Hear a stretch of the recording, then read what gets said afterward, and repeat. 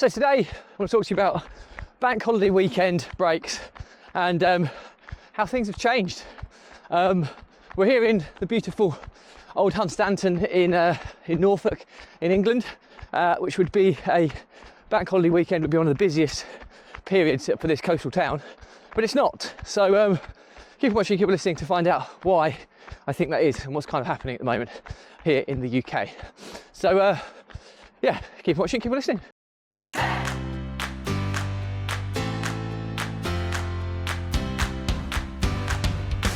Welcome back to consecutive day 1799 of a diary of a Runpreneur, and today's topic is all about bank holiday weekend breaks in the UK at coastal towns and how in 2025 things have changed. But before we get into that, please don't forget that this vlog is part of a fundraiser of saving the lives of children by attempting the ultimate ultramarathon of run vlogging on consecutive days, a distance of a lap of the world, barefoot style. And the more people we get in front of, more money we raise, more children's lives we save, which is why I do this every single day. So back to the topic at hand. Bank holiday weekend, UK, coastal town, you'd expect nothing more absolute crazy busyness. But as you can see around me, it's pretty dead. I know that the busy part is behind me. And it's beautiful. If you look around, the beach is beautiful. The reason there's nobody on the beach, because despite it looking really sunny and warm, it's been it's about 6 degrees, so it's anything but super hot or cold. So I've got a skin on underneath to try and keep you warm. But interestingly, we've been out and about this weekend. There's 3 families. We've got a caravan kind of holiday, typical bank holiday weekend type kind of break, really. You know, arcades, fun fairs on the beach, fish and chips, that type of stuff. Very quintessential tacky UK kind of bank holiday weekend break. And interestingly, this time it's been different. And we've turned up this weekend, which would usually be crazy busy, and it's really quiet. And speaking to a lot of the kind of locals who kind of capitalised on the tourist trade here, they've said it's been like this for a while now. And you know, Easter that's just gone would notoriously be their busiest part of the season, even more busy than summer. And they said that was dead as well. And I think what's kind of happening at the moment is times are really tough for people in the UK. And it's quite difficult because quite often in life we live within our own little bubbles. And you know, I'm fortunate enough to live in the kind of suburban areas of Cambridge in the UK, which is Cambridge is one of the most affluent areas in the UK. So you know, you don't probably see how tight things are for a lot of people when you live in more affluent areas. And that's not to say we're rolling in it by any stretch, but you know, what's kind of tight for one person is completely different to somebody else. And I think that's you know, really, really important to know. It's all relative. And I think what's happening this year in particular is, whereas, you know, when things are going quite well, I think people would have their bank holiday weekend breaks and they'd also kind of go on their summer holidays abroad and that sort of things. I think what's happening this year when things are tightening up is people are keeping a saving for their summer holidays, but not so much cutting out the kind of bank holiday weekends or the additional kind of breaks, if you like. And towns like Hunstanton are really struggling off the back of it. I mean, you go around kind of Hunstanton, there's loads of arcades and kind of your typical seaside resort type shops and cafes and things like that, and they're all dead.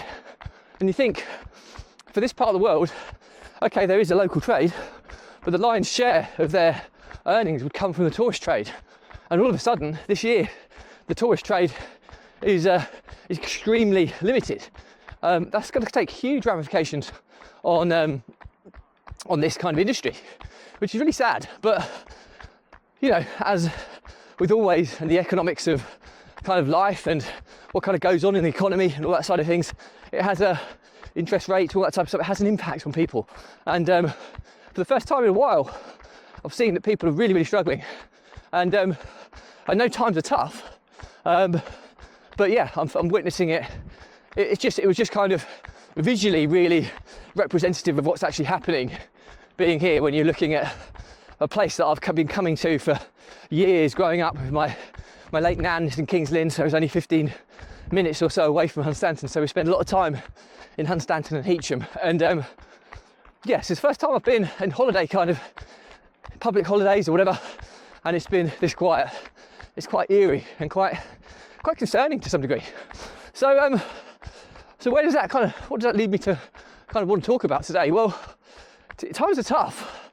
I think people need to be a bit more resourceful and be a little bit more open to new opportunities. And I'm not saying for the life of me everybody to turn into an entrepreneur overnight, because I know I talk a lot about entrepreneurship and business ownership and that side of things, and I've had both sides of the scale. I've had businesses that have done so well, and I've had businesses that have lost and hemorrhaged money. So I wouldn't say it's the right move for everybody.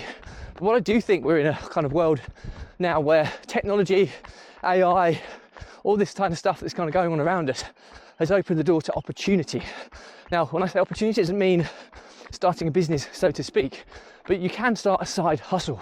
And what I mean by that is it's fundamentally like a kind of micro business, if you like, but you don't have to go to the extent of, you know, traditional business ownership. You know, you could sell stuff on eBay, or you could sell stuff on Vinted. You could kind of offer some services online, like whether it's kind of, you know, administrative work online. There's so many different things you can do now, and I think you just need to kind of do a bit of research. Type into Google or to ChatGPT the top 10 side hustles in the UK, and you'll get a list of them that you can kind of get off the ground and start earning a little bit of extra money really, really easily. I'm not saying you're going to replace your job or anything like that, but you know, if you make a few £100 a month, that can go a long, long way. And it can be the difference between being comfortable and being incredibly restricted or financially tied. And you know, I've always had this in the back of my back pocket, really, is that when I came for university, I funded a lot of my I funded my whole final year really by buying and selling golf clubs online, and it was a really simple kind of concept, really.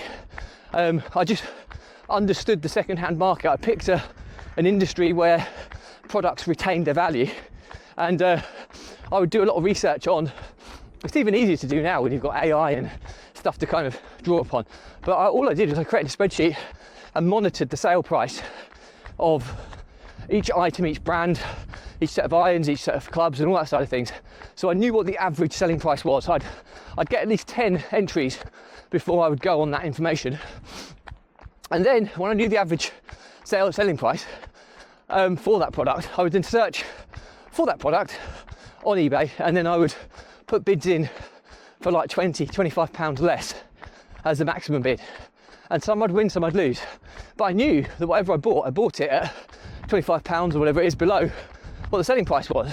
And you know, I would then end up kind of getting to a stage where I'd be selling between 20 and 30 sets a week. And you know, let's just say if you got kind of £20, if you sold 10 sets a week, that's 200.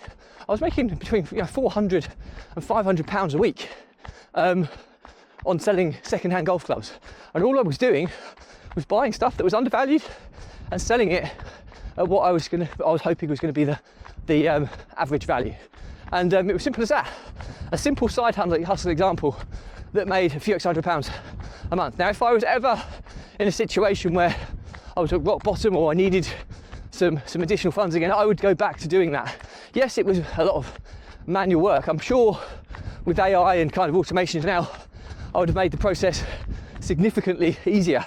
But the point is that side hustles now are a real thing, and there's a lot of people that start as side hustles, and before you know it, they end up replacing what they actually earn in their standard job, and then they go into it full time. So I'm not saying you should go into it with that kind of mindset of mind, but understand that there is a way to make a few £100 a week through a little bit of extra hustle. And I certainly would be doing that if I was experiencing, you know, really tight financial situations.